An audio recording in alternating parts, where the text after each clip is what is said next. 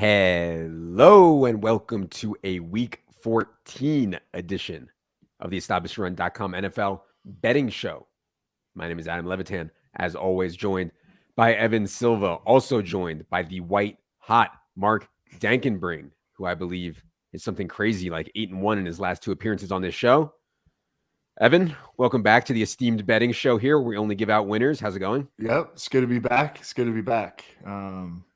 Yeah, sorry I was a little late. We're having an internet issue, but I think we resolved it. Steel Curtain in the prop says he had his first prop of the week, Silva internet issue minus 450. So we're off to a good start here in the props. Mark, how's it going today? It's going well. Yeah, you mentioned running hot. I mean, I don't think I've ever had a bet run so hot as last week. Jets under 18.5 team total. They score 3 touchdowns on the first 3 drives, miss all 3 extra points, and don't score the rest of the game. So my God, that's about the best I'm ever going to get right there. Yeah. That is insane. Oh man, that reminds me of I had an over in like a Giants-Vikings playoff game in like 2002 or something like that, and it was like over 42.5. It was 41 in the first half, and there were 0 points in the second half. Crazy things can happen, of course. That's why this is so fun. On today's show, we're going to talk props. We're going to talk sides. We're going to talk totals. We will have an official prop. And by official prop, I mean this is one that I'm going to attempt to multitask and do the show and release an official prop in our Discord. Obviously, we've been crushing the books in props. You do need to be in Discord, though, which is subscriber only with your in-season purchase in order to be in the Discord to get the lines. Otherwise, it is impossible. All right, Mark, I'll let you go first, man. This is like golf. After you make a birdie, you get to go first on the next hole. So go ahead. Love it. Yeah, I'm going to go with my first pick back to the trusty team totals that I've been tossing out on this pod the last couple of weeks. My first one is going to be Falcons under 20.5 points. You can get it at minus 120 on Caesars. It's minus 122 on FanDuel and some Canby books as well. So this one I think is interesting. Just the overall game environment of Falcons Panthers, I think will kind of be slow and just unexciting. I also kind of like the under 42.5. You can get some places, but I'm just going to attack the Falcons here. They're averaging 18 points per game going up against a Panthers defense that has been very solid all season, coming out of their bye. Should be able to get after Matt Ryan. In their first matchup of the season. Again, this is a divisional matchup, second matchup of the season. So usually those tend to be lower scoring. On the first matchup, they put Stephon Gilmore on Kyle Pitts and really shut him down for most of the game. So I think they'll employ a similar strategy here, which I like. And the Falcons just don't have too many other explosive playmakers. I'm kind of fading like 3 Cordero Patterson touchdowns here, I think. But the rest of the Falcons, like Russell Gage isn't coming down with a 60-yard touchdown to speed up the game kind of thing. They're going to dink and dunk their way down the field. And then the Panthers obviously just fired Joe Brady. So I think they're going to establish the run quite heavily here. They got Cam Newton at quarterback. I think it's just going to be, kind of slow drives and field goal affair. So I'm going to go under on the Falcons, but also like the overall under in this game as well. Yeah, I like that. I mean, we've talked all year about Panthers defense underrated and Falcons offense, although they've somehow won like 5 or 6 games. I mean, they suck. I mean, I'm always down to fade the Falcons. I'm always down to bet on Panthers defense. So yeah, I think that one is interesting for sure. I also kind of think Carolina wins the game, and 2.5 is kind of interesting to me too. But anyways, Evan, what do you got for the people? Well, I'm always reticent to bet on the Jets, but the Jets at home are getting 5.5 points against the Saints team. I mean, Taysom Hill was talking yesterday like he wasn't even fully confident that he was going to be able to start. He's trying to play with a splint on his finger. We know the deal with them, at wide receiver, and they just lost Deontay Harris, who made the big play at the end of the game. Really has been the only receiver making plays for them in the passing game recently. It does look like they're going to get back Alvin Kamara. He's been out a long time. Looks like no Mark Ingram. The offensive line is still beat up. That's really the strength of the team. And then I don't know if Marcus Davenport is going to be back on defense. The Jets have shown some signs of life offensively. I mean, they started last game hot, and then they just kind of, regressed the rest of the way. But I mean, I think that they have shown some signs of life. I think that they could keep this game close. I think it could just be so low scoring that, maybe it's like 17-16, something like that. And we win this at 5.5. All right. I'm trying to multitask right now. What happened is I just gave the warning in Discord that there's a bet coming in Washington football team and Dallas. However, I think it is DK only, so I messed that up, but check that. DK only. Okay, so then I'm going to go over here to my DraftKings app, and I'm going to make sure the line is still there. And, well, we've been front run, boys. I am tilting. So the bet was going to be, oh my God. I waited to try to release this on the show because corporate thought that it would be a good idea to release an official bet on the show, and we got front run. What I mean by front run is before we could get this bet in, somebody else bet it. I am tilting. Unfortunately, this is not going to be a bet. The bet was going to be Taylor Heineke under 270.5 rush plus receiving yards. Let me just check here his rushing yards real quick. All right, I'm just going to take this. All right, hold on one second. Typing in the chat right now in the official bet section. Jerry likes this one. Oh, yeah. There you go. The bet is going to be Taylor Heineke under 222.5 rush yards minus 115 on DraftKings. Again, Taylor Heineke under 22.5 rush yards minus 115 on DraftKings. I don't think Taylor Heineke is a guy who wants to run. He's a guy who runs when he absolutely has to. And it's not like they're scheming stuff for him like they do for Lamar Jackson and for Josh Allen. I think it's if he has to get out there and run, he will. And I think he's capable. But you've seen so many times where he just has negative rushing yards in a game or 0 rushing yards in a game. And as you can see here, people are very fast in our Discord, already down to minus 145. I didn't even get it in myself. So you see what I do for the people here, Mark. I put the bet in. I don't even get it. I don't even get it myself. Anyways, maybe we shouldn't do that again where we hold off to try to bet something live. But it was fun. We're men and the people here. I mean, there's been a lot of times we've been discussing bets and trying, not taking them and get front run a lot. So it's just part of the game here. Yep. All right, Mark, go ahead with your. Yo, Mark, before you go, who's that dude in your Twitter pick? I know he used to play for the Cardinals, right? Oh, it's Aaron Boone. Oh, Aaron Boone. Okay. Yeah. I don't think he ever played for the Cardinals. He played for the Reds for a long time. No. And then he's now the manager of the Yankees. Yeah, that was after a Cardinals playoff game. I ran into him on the street. It was super cool. Right. That's awesome. Cool. All right, yeah, Mark, go ahead with your second pick. For sure. So second one, I'm going to take a side here, which is rare. But I kind of like the Browns minus 2.5 at home against the Ravens. So the Browns are coming off their bye, and they played the Ravens in week 12. So they've essentially had 3 weeks of preparing just for the Ravens, which is, I think a very unique situation.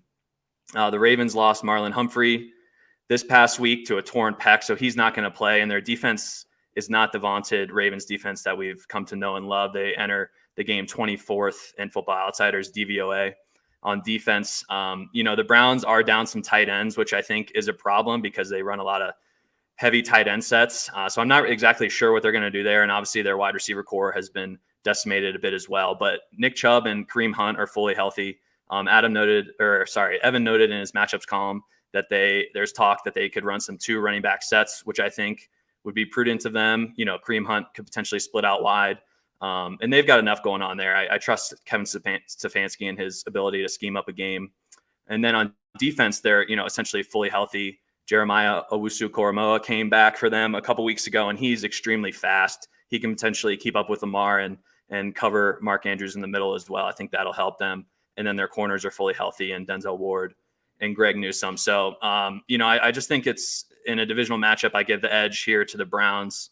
They should come out healthy out of the bye. And I think 2.5, I think they can win by 3 here. So I'm going to go with the Browns minus 2.5. All right. I think Leone's on the other side of this. Didn't Leone say he wanted Ravens here? Yeah, he wanted to parlay the Ravens money line with the over. So I'm going against both of those. I don't know if I feel strongly about the over either, but Leone is always on Baker and Cleveland stuff, and Baker overs and Cleveland stuff, and it's just a stone disaster. Oh man, long year for that. Yeah. Okay, but I guess he's off it here because he does like the Ravens in this spot. Anyways, we'll go back to Evan. Run the damn ball hat. Go ahead. No, I gotta I gotta jive with you. We gotta go because we're going head to head. Yes, let's do it. Yeah. Okay. I mean, taking Dallas to cover 4.5 at Washington. Don't love taking these, these road favorites, but Dallas is at full strength right now. I mean, Tyron Smith has played 100% of the snaps in back-to-back games. Amari Cooper should be, locked and loaded, ready to go after being limited in that Thursday night game. They're coming off the mini bye. It looks like the Cowboys could have DeMarcus Lawrence, Randy Gregory, and Micah Parsons. I don't know what you're thinking here, Levitan. I don't know I don't know where your head's at, but the Cowboys are ready to drop bombs on the football team, end this 4-game fluke winning streak. Go ahead. Oh, fluke. Listen, this was a Washington team that we were on. Both of us were on before the season. Yeah, it got off to a rocky I was on the Cowboys before the season, but you then you made the fart noise. Okay, that's fair. But I don't know what happened to Washington at the beginning of the season. Now, since they've lost Montez Sweat and they've lost Chase Young, somehow they're playing the kind of defense that I thought that they would play from the beginning of the year. Somehow, I think to be getting 4.5 points at home in a really big NFC East battle is a ton of points. And so Heineke's playing with a lot of confidence. I get it that Dallas has not, I think, played to their potential lately. And yeah, Parsons is a beast. Shout out Penn State. But I still think these home dogs in these division games and these really big division games, I think make a lot of sense. And so plus 4.5 for me is just a lot. Like I would not take 2.5. I would not take 3. I would take 4s and 4.5s on Washington. But, sides are not my game. Props are my game. That is what it is. Mark, do you want to wait? Montez Sweat came back last week. He's back out because he, got COVID and he's unvaccinated. Yeah. And then they lost Logan Thomas. I mean, this is going to be a rough one. Yeah, a rough one. Mark, do you want to arbitrate Taylor Heinicke, here? He's not going to be running. I mean, we just bet that, right? Well, I hope so. Mark, do you want to arbitrate? Who do you like in the Dallas-Washington game?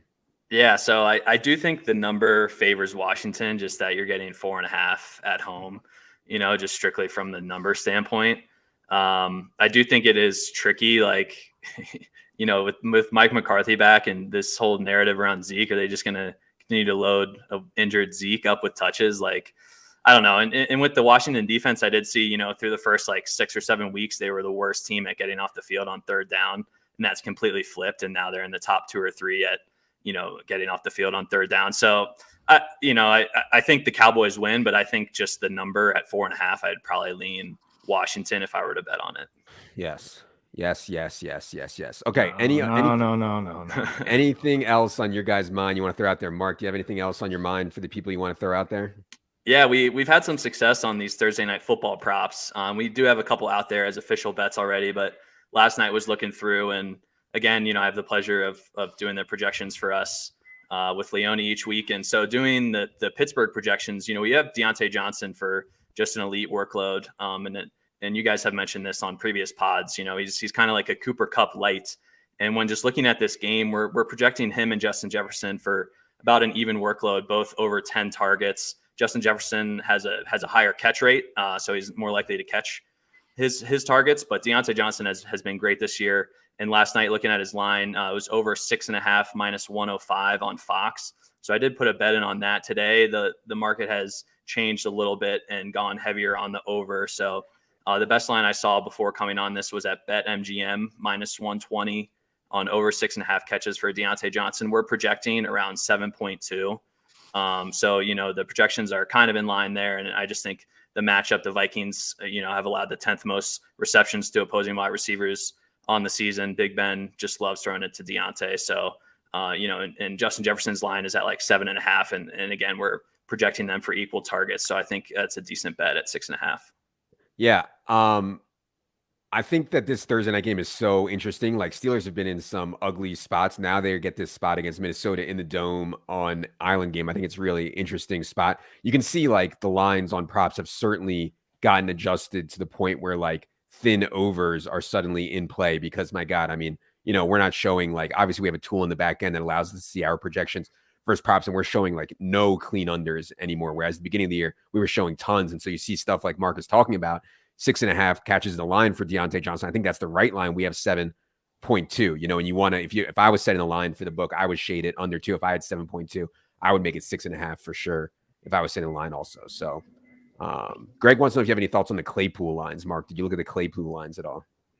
Yeah, I saw. It was at his receptions were at 4.5, and really high juice on the over. It was like plus 135 or plus 140 or something. That's okay. I feel like I've been chasing Claypool a lot this year. No pun intended, but just like, Big Ben just throws it up there and hopes he comes down with it. Like there's just really not much else to it. They aren't really scheming him like open looks as much as they were last year. I don't really know why they haven't been scheming him like the goal line runs and just, easy touches for Claypool to produce. So yeah, I don't know what his yardage is at, but I don't know. I love it. I mean, 3.5 over 3.5 catches for Claypool tonight is minus 135. Also, Freiermuth over 3.5 is minus 130. I think those are at least okay. Evan, I know you had some Claypool takes. He didn't play enough last week, I guess, with the toe, but he practiced fully this week. I mean, if you think Claypool has a full workload, 3.5 seems pretty low. But he was DNP on Monday and then full on Tuesday. I don't know. Have we seen what he was today? Well, today's the game, so today's the game. Yesterday, Wednesday. Yesterday, I think full, but I'll check. Okay. Yeah, I mean, he played 63% of the snaps, listed with the toe, short week. He's a little bit scary. I mean, he also could have a monster game. I mean, I think this is a good spot on paper for him. Yeah. What's his? So I'm looking in the tool. Our tool is showing he is at 52.5 and 53.5 receiving yards. I kind of like that more than the catches. Just, hoping he comes down with like a 35 or 40 yard catch, and then he only pretty much needs one more from there. So I probably lean to the yardage over. Yeah, even last week, I mean, he had 52 yards. So he got awfully close, and he only had 3 targets, his fewest all season, and then he only played 63% of the snaps. I don't know. He was full on both Tuesday and Wednesday. So it looks like he'll be a full go tonight. What do you guys have any, before we get out of here, you guys have any Dalvin Cook takes for tonight? Yeah, that's tough, man. I mean, I know. God, I can't believe they're going to play him. Like they've done this shit before. I know. Yeah, with the shoulder, I was thinking about last year. He had that game against Seattle where he like hurt his groin, and I remember had a lot more Dalvin in season long last year. But regardless, I remember like hoping he would come back, but wasn't really sure. And they ended up, still running him a ton. Like he still got 20 carries in that game. And Madison did work in a decent amount in that one. It's so hard on these just, single game things. I would expect him, we're projecting him to get the, like 65% of the rush attempts and kind of same on the target. So we're kind of middling his normal workload with like a 50-50 split. So I don't know. If he's active, I feel like he would be close to a full workload. Okay. We've said it all for the week 14 betting show. Appreciate you guys being here. If you are not subscribed to our YouTube channel, please hit the subscribe button. Helps us out a lot and allows us to continue to produce this free content. Also, if you're listening on iTunes or anywhere else podcasts can be found, hit the subscribe button as well. There it is, indeed free.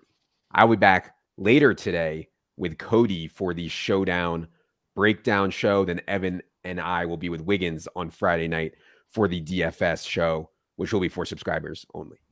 For Evan, for Mark, for producer Adam, I am Adam. Good luck, everybody.